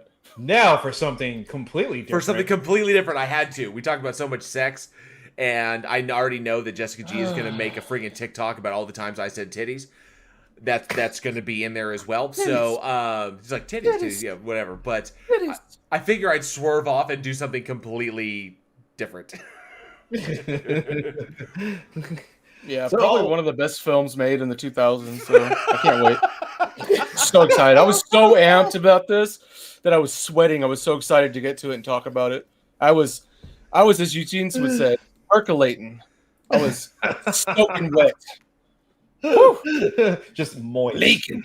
I was leaking. I was moist. Just moist. Leaking. And half the chat. I'm talking about this chair is damp, like full on damp. Whew. No, do not say that, Jessica G. Jessica G, I love seeing new faces, especially if they show me their titties. Jail Warren 2021. Don't you dare misquote me, woman. No, you know what she's doing. She's typing it out so you read it, and then she gets you saying it. Oh, fuck me running. Fuck me. I sure enjoy titties. I really want to see titties. I love titties. That's the whole show. I totally fell for it. Yep. You fell for what? I fell into that. That's the trap. Because she put it up there, she knows I'll read it, and then I'll read it, and then she has her soundbite. That's it. I'm so fucked. Puppet master. She's laughing menacingly now like a Bond villain. She's like, I have him on the titty talk. You will now be mine. I have everything I need. I'm not going to tell you my plan, Mr. JL. I'm not. Yes. I must have all the titties. All the titties. Bring them in a room and line them up. I will hit them with my pies. I'm assuming that's some sort of a James Bond movie that was made. There was some sort of pie throwing titty scene, right? I'm assuming that's one of the movies. That's one of the Sean Connery ones. Oh yeah, absolutely. Forever that one. Let's see, Clockwork Rex has got to let a beer out so I can put another one in. Be right back. I hope everything comes out all right. Yep. I stopped drinking beer and I moved to just drinking the canned whiskey and colas because you get really shit-faced really fast. Bypass the middleman. Yeah. I'll just go straight downhill all the way. No looking back. All right. There's no Eugene, yesterday. What do we have? Right. What do we have up next? Or last? What do we have up next? So our last film, we have The Curse of El Charro, which was released April 3rd, 2005. It was directed by Rich Ragsdale, and it stars Danny Trejo, Drew Mia, Andrew Berinsky, Catherine Taylor, and Heidi Androl on it. And basically, in a nutshell, you have Maria, the main character, who has these visions about her sister's death, and her and her friends go to Mexico to go figure out what's going on in these visions, and they come across a crazy killer, and shit happens. Shit gets real. You know, I once had the Curse of El Charro after too much Mexican food, you know? It was bad. It was really bad. El Charro got me good. Was it as bad as this movie? No. This is one of those movies where you watch it and you're like, how did this shit get made? How was this distributed by Paramount for one? That's top of that. That's the curious thing. I am curious. Who read this script and decided to dump $200,000 on this bad boy? And then when they were done, looked at the finished product and went, "Yep, this is the one, guys. We're ready to go. Can it? This is it. Moving on. This is it. This is the next Citizen Kane. Straight to DVD at Walmart, guys. We're ready to party." Oh, ouch. That was the big thing that I wanted to chat about on this one. Now, because the reason the reason I first watched it was because, you know, you got Andrew Bernarski and you've got Danny Trejo, and Danny Trejo is the voice of El Charro, but Andrew Bernarski is just a huge fucking dude. I think he was he was he was Jason in Freddy vs. Jason. It's a big freaking dude. Was he in Freddy vs. Jason? Was that the one? Or no? He was Leatherface. Texas Chainsaw Massacre. Leatherface. That's right. Sorry, my apologies. He was Leatherface. I do get it mixed up. It was He was also in Batman Returns. He was Christopher Walken's son. Oh wow, that's wild. Oh yeah. I did not realize that. He was Chip. He was Chip in Batman Returns. Yeah, it's hilarious. He's Christopher Walken's son. That's fucking crazy. Oh yes. Oh, thank you very much. I just blew your fucking mind, didn't I? You did. You actually did. And because you did, I forgot to change the poster. And so the poster. Don't change it. Don't change it. I have to change it. Thank you, Alex, for having my back and reminding me. And Travis Brown says Charles has the curse of El Diablo on eating too many ghost peppers. That's happening. Yeah, that does happen. That's happened a lot, actually. But I was obviously drawn right. to it. Danny Trejo. I'm a big fan of Danny Trejo. And I love Danny. Andrew Bernarski is a big intimidating dude. He can make a good slasher villain. He's just fantastic. And man, I was not disappointed by all of the formulaic horror stereotypes that they had this movie. I think they hit every single one. Oh god, they had Slashers for Dummies, the book. They were like, "All right, guys, page 3, we do this." Page 3, college girl. Page 4, big killer. Road trip. Yeah, road trip. Page 5, Danny Trejo. It's like, all right, we got them all. By number script. Like, I love Danny, but I'm just like, oh, I feel so bad because they really hyped up starring Danny Trejo. He's not in this damn movie. It's just his voice. because that's all they got. That's all they got. That's marketing wise. Who the fuck cares about anybody else in the film? We got Danny Trejo. I'm pretty sure they sent Trejo a script and he read it in like 46 minutes. He was like, all right, give my check. I'm out. Bye. He probably just phoned in his part. He didn't even go to the studio. Probably. They're just like, hey, could you read these like 20 lines? Just like Jessica G is doing with JL right now. Could you read these 20 lines? Cool, we got it. I'm not falling for it again. I love Danny. You know, we had Danny on our show last year, and he's such a great guy to talk to, but he'll even tell you he's not one to turn down a role. I don't blame him because I mean, if they paid me to be in this movie, I'd be like, hell yeah, let's do it. I'm in the Curse of El Charro. Let's roll. I mean, you're not wrong. I would absolutely love to have Danny on the show. My wife actually got to meet him very briefly. She was working for Eddie V's, and he happened to pop in to have dinner one night. He was in town here in Uptown in Dallas, and he just happened to come. He just happened to come in that night. He was wearing he was walking into Eddie V's wearing freaking wife beater and Jinkos, or I would say like jorts. He was wearing jorts. He comes in, he was like, yeah, he's got his crew with him. They all sit down to eat, and then he like says, okay, I'll be right back. I'm gonna go across the street and check out this gym. Apparently he's super cool dude. So I'm totally envious that you got to hang out with him and talk with him. I hope one day that we can get to that point where we can have some of the larger actors and actresses on the show. I think that will be a lot of fun, especially for our live audience. Man, oh man, nothing in this movie that I could. Nothing. The problem was virtually every single scene. All it did was reinforce that this was a quick horror cash grab. That's it. Yeah. Okay, so every single one, it was kind of like, this movie was made to be in the Walmart bin for $5.99 when you're like running through the giant pile saying, ooh, what could I possibly find? The Curse of El Charro with Danny Trejo. Holy shit! This sounds good. Exactly. It was made to be in that bin. I want to point out the fact that this has probably the most emo 2005 scene I have ever seen. I know what you're talking about too. Yeah, where he's singing how it's like to slip my wrist if it'll make me love you. And looks like from My Chemical Romance, and I'm just like, oh my fucking god, this is this was a My Chemical Romance video. Maybe this whole thing was. It could have been. It could have been like, hey, we got this band coming up. They have a song called Helena. Could you shoot a feature so they could sample your work to see if you can shoot the music video afterwards? Oh my god, you really could cut those. Just cut it directly out of this movie. And then just intersplice it with scenes of the band playing. Yeah. You really could. That's fucking. I didn't even realize that. So you're telling me there's a way that we could salvage this movie? Challenge accepted. Challenge accepted. Let's do it. Let's do it. I'm out. Wow, but I did want to take a look at it. I mean, obviously, quick horror cash grabs. I mean, they're a staple of the genre. Horror is one of the fastest things you can churn out. Every single major actor that's out there, every A-lister out there has been in a horror film. Jennifer Aniston got her start in Leprechaun.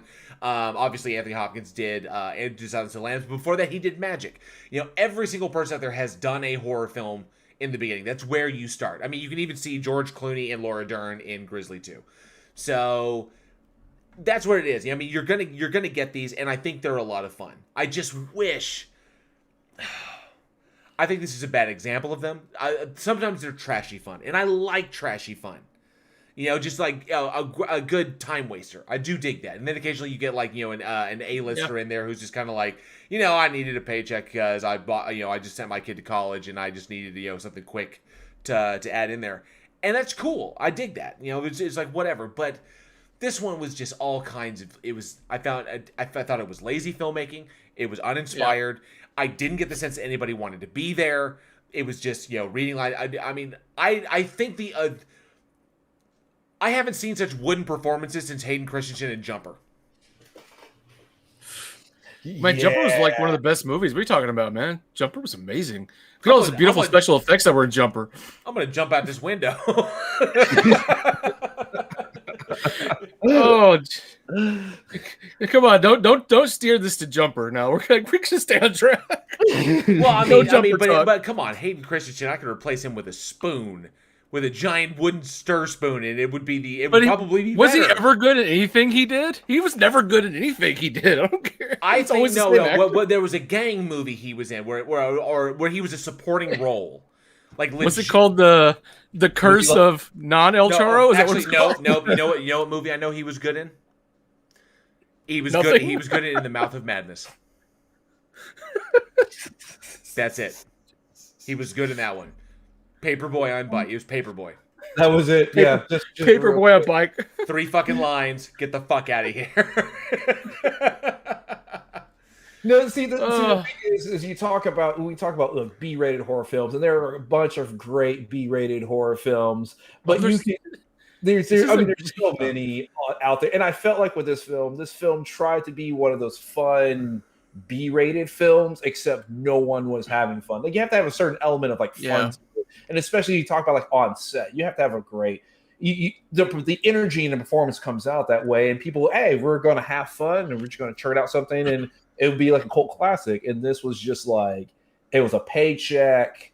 Everybody was like, okay, I'm just going to try to knock this over with, and hopefully no one will ever see it, and then it'll just get buried somewhere. And here we are on a podcast talking about it.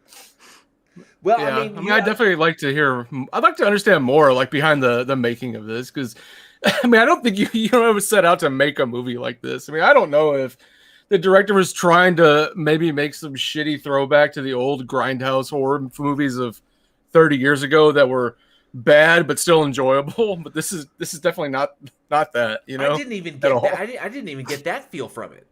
I really didn't. But okay, but you actually brought up an interesting point. You bring up an interesting point because, like, the movie Knights of Badassdom. Okay, one of my favorite. I really, really enjoy that film. But we all know that movie was horribly macheted by E1 Entertainment.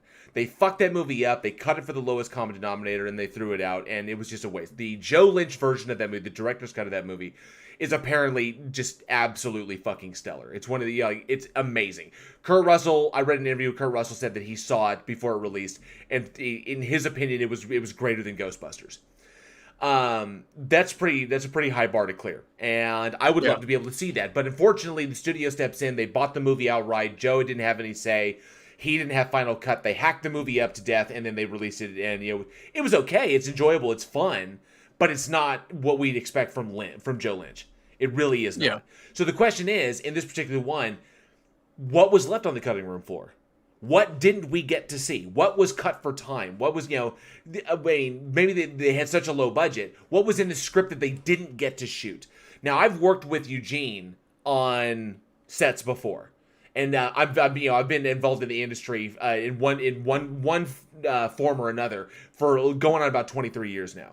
So I'm feeling kind of like David Della Rocca. I haven't gotten my break yet, but in that respect, I understand that sometimes you have shit you want to do and you don't get to do it. Or sometimes you have shit you want to do and it just doesn't come out just quite right. Or the tone doesn't match the rest of the film. Or time, or running time. You just got to cut that shit down. And you lose stuff. And I'm always curious, especially in a film that I can find virtually no redeeming qualities in. Even in the kills. Yeah. I want to know what was left out. What didn't get into the movie? And I'm always terrified. What if nothing got cut out? What if this was all there was? This is all they had. Well, see, and this is why I like one of my favorite quotes by David Fincher is the sign of a good director is when you have 5 shots scheduled and you only have time to do 2. And that's where you come, okay, well, this is what I have to do to still get the story to tell the proper way. And so, and that's what separates the good filmmakers. I can adjust on the fly. I can still get the tone I want. I can still get the vision I want. And I have to cut shots, cut time, edit, anything like that. It can still come through, but minus studio interference. This one, like, I didn't even feel like a studio interference. Sometimes you can tell the studio interference. I just didn't feel this one because at least people would have been having fun on set. And then it just got chopped up. So it just looked really bad in post. Yeah. Versus like, everybody looked miserable. It was probably a paycheck. It was probably some director who didn't even like the script and maybe was under contract. No, you have to do this film. Or the director had a kid on the way and was like, fuck, I got to pay the bills. This is the only thing greenlit. So fuck, I'm going to do it anyway on it. Yeah. That's the feel I got off of it. Definitely. Maybe if we go back and add in some laugh tracks to this movie, it'd be great. Just turn it into a comedy. Let's do that. Like some 1950s style laugh tracks during some scenes. The people would be like, "This is great." Be like, "Yeah, I told you." Oh, you could definitely MST3K this thing. Yeah. Oh, easily. Why is it not already? It should be. It should be. There should be a riff tracks on this movie. All right, that's what we're doing. Riff tracking it for whatever it's worth. Quick horror cash grabs are they're here to stay. I mean, sometimes occasionally you get a gem, something that would have slipped by you. I've discovered many decent ones where I was kind of like, oh yeah, what could this possibly be? And I was like, wow, they really the actors did their jobs. They really gave solid performances. The writing is pretty solid in here. I can see where they try they're being creative and trying something new. The director took risks. He really went for something there, and I found it in the bargain bin. But holy shit, this really got past people. There's been, I found many a movie in that, but I've waded through a sea of shit in order to find those little gems, those little pearls. Was one of those pearls Blair Witch 2? Is that one of your favorite ones? You're like, nobody understands that movie but me. It's so fantastic. There's only two good. There's really only two good things about Blair Witch 2. One, Jeffrey Donovan, who is fucking amazing, a wholly underrated actor. He was Michael Weston in Burn Notice, one of the best shows ever on television. Him and Bruce Campbell. Hell, him and Bruce Campbell working together. That's amazing right there. I'm a big fan of Jeffrey Donovan, and then of course Kim Diamond or Kim Director. Kim Director. You know what? Yes. The best thing about Blair Witch 2 was the walk out of the theater. The end credits. I saw those end credits come on, and I was like, "Yes, I made it! I'm out." Someone said the same. I think I had a friend say the same thing about Wrong Turn. About the first Wrong Turns, like the only wrong turn that was made was me walking into the fucking theater. Well, it's better than the Curse of El Charro. Yes. Tony Regime says, "Give it the what's up, Tiger Lily treatment." Oh Lord. Yes, definitely. So this is actually, I want to ask the audience, if you're talking about quick cash grabs, does fast horror cash grabs erode the genre? Does the horror genre itself suffer every time one of these fast cash grabs come out? And so let us know in the comments below. Shoot us an email at weekendhorror@gmail.com. And because there are tough, more horror films come out than any other genre by like a long shot. And most of those detract from the genre? Because most of them never get seen, they never get heard or anything like that, because most of them are pretty bad. Do these films detract from the genre, or is it just the good ones stand up and the ones we remember are the good ones?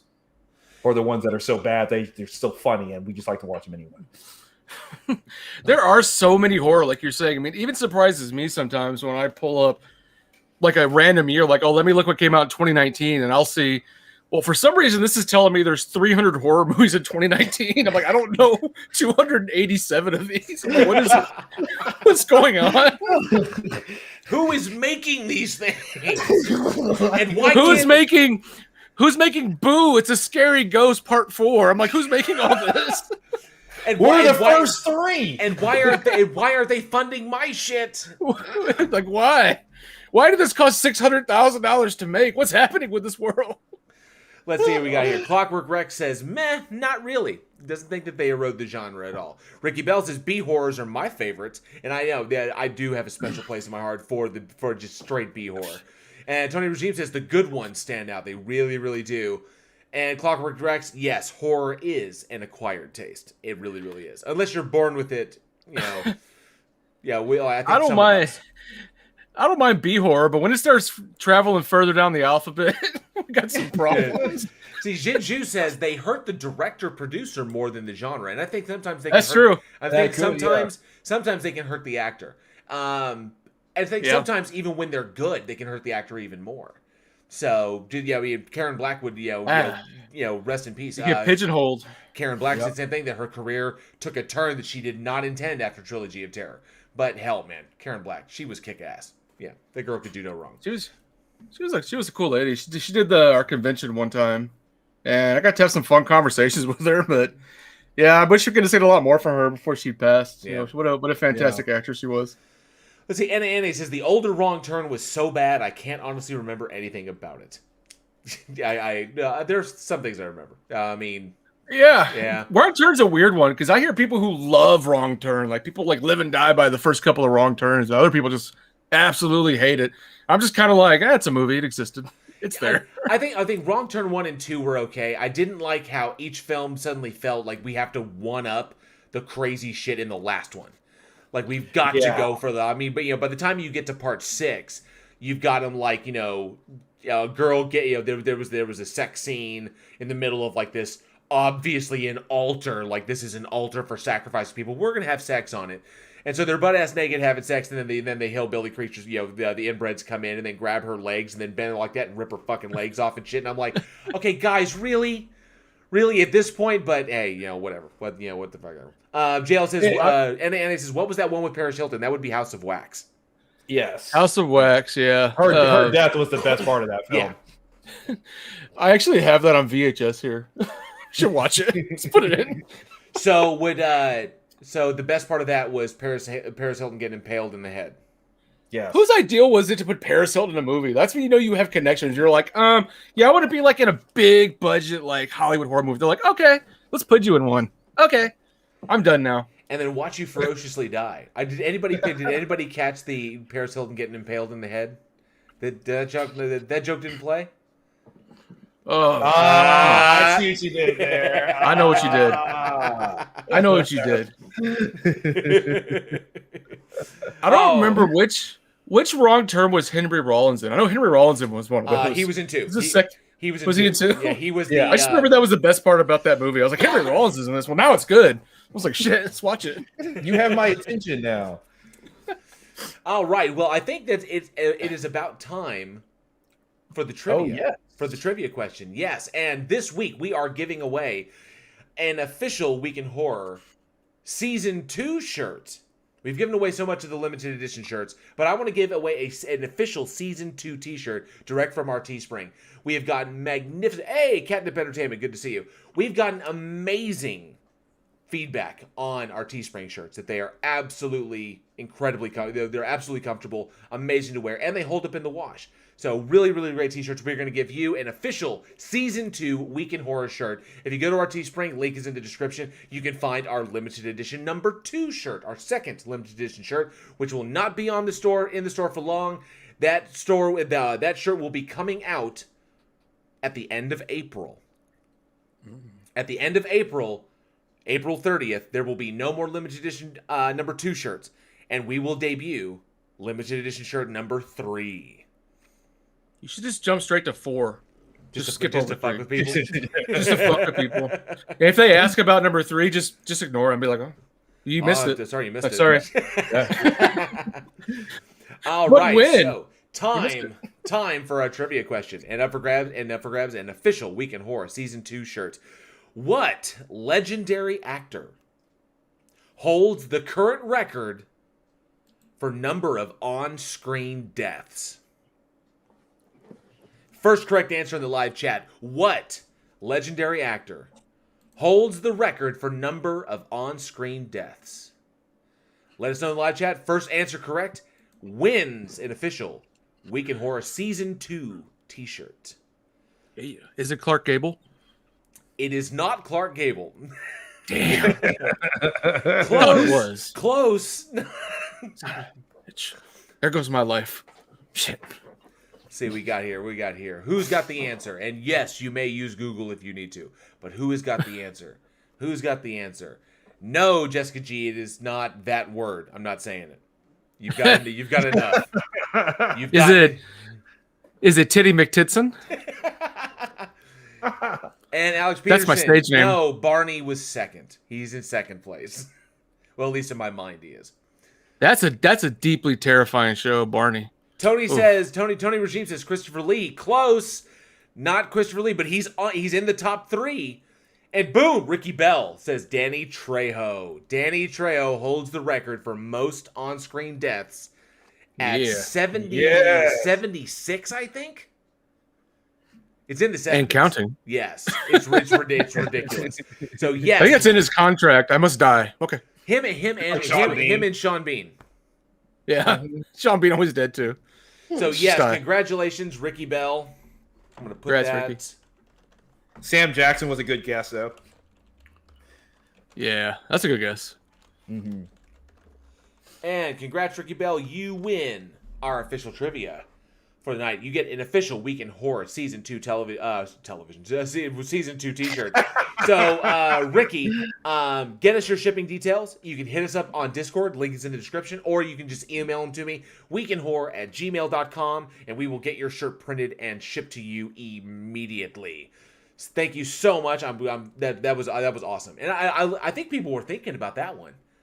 They really were. I'm trying to come up with at least challenging ones. I don't want to be like, too hard. Like what affiliated non-related television show was this particular actor in Friday the 13th Part 9? Yeah. The horror fans know where I'm going with that. But Jinju says I'm surprised it's not Samuel L. Jackson. I think it's because when he got killed when he was eaten by a shark, it was just so like, wow, we automatically put him up there. That was a great death. That really was. And it says Sam Jackson was in like a million movies. That's like Ted 2. The black guy in any movie? That's him. That's him. God, you go back and watch his death in Deep Blue Sea with that shark. It's so comically bad. It's so bad. Well, the look on his face when he's like, when he's going out backwards, like, that shit was fucking hilarious. It's like horrible CGI. Like his body's all like elongated, and you're like, what's going on? He looks like a rag doll.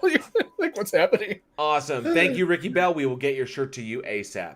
All right. Man, oh man.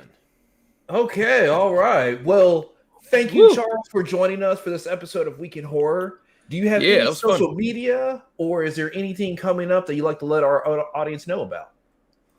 Yeah, well, you guys can check us out at frightmarehq.com. We're also on Facebook at Frightmare HQ. We do have an event coming up April the 3rd for everybody in DFW, April the 3rd at Frightmare Collectibles in Justin, Texas. If you go to frightmarecollectibles.com, you can get the information on that, but we're going to have Felisa Rose from Sleepaway Camp, David Sheraton from Scary Movie will be joining us to sign autographs, and we'll have a lot of vendors there, horror vendors. Just a lot of fun for us horror people. We've been trying to do more in-person events, which is kind of hard with COVID. It's not easy, but we've been working them out. So feel free to join us. And yeah, it's great talking to you guys. Thanks for having me on. Absolutely, and thank you so much for joining us. We love getting industry guests on, those who've involved themselves so deeply into this genre that we love so much. So it has been an absolute blast. Thank you, Charles. Thank you, guys. And that brings another episode of Week in Horror to a close. Thank you all so much for listening, and we truly hope you enjoyed it. Join us next week when we discuss Afflicted, The Ruins, Rabid, and Hush. We would like to send a special shout out to our incredible patrons who make this show possible. Jeff Roberts, Dark Steve, Commander Darklight, Sarcasm, Crafty Keela, Anthony Purcell, Gavlar, the Hand of Zod, Mike Barrett, Jessica G, N-A-N-A, Kyrie, Alexis S, and Jose Alalde. Thank you all so much for your continued support. You can visit us at weekinhorror.net, where you can find links to all of our episodes, our bios, our merch store at Teespring, and of course, enter your email for a permanent entry to win a mystery horror shirt every single month. For more horror entertainment, be sure to check us out on Facebook, Twitter, and we are now on Instagram. Followers get our daily splatter, a bit of horror info every single day right to your feed. You never know what movies you may discover. Now, we really hope you enjoyed this new live format. We'd love to get your feedback, especially on our new entries, which will be coming up. Our Week in Horror Digital Darkness, which will be us playing horror video games and streaming them live. And not to mention, let us know what you think of our Bloody Cuts, which are segments of our podcast cut right out just for you. Just so you can get a little taste of it so you don't have to commit to the whole thing. We know you like to test the waters. But let us know what you think of those. We want your feedback. It helps us to improve. Subscribe to our channel. Smash that bell like a fucking zombie head for all the latest coming down the pipe. And lastly, if you truly love what we do here and you would like and are able to support our production, you can through our PayPal and our Patreon. We have patron tiers as low as $1 a month, less than a cup of coffee a month. Plus, for higher tiers, bonus and exclusive content, horror films every single month. We send you horror movies to our $10 patrons. Links to everything, including our Discord community, where you can find film recommendations, trailers, trivia games, interact with us directly, and even join us for film watching parties, are all below in the description. Now, we know that these are trying times, and things are extremely tight. You know, the craziness is still going on out there. But, as always, simply liking and sharing this show to your local horror community is the best way to help us continue to grow. And we appreciate each and every one of you for your continued listenership. I am JL. And I'm Eugene. We will see you all next week. And as always, stay scared.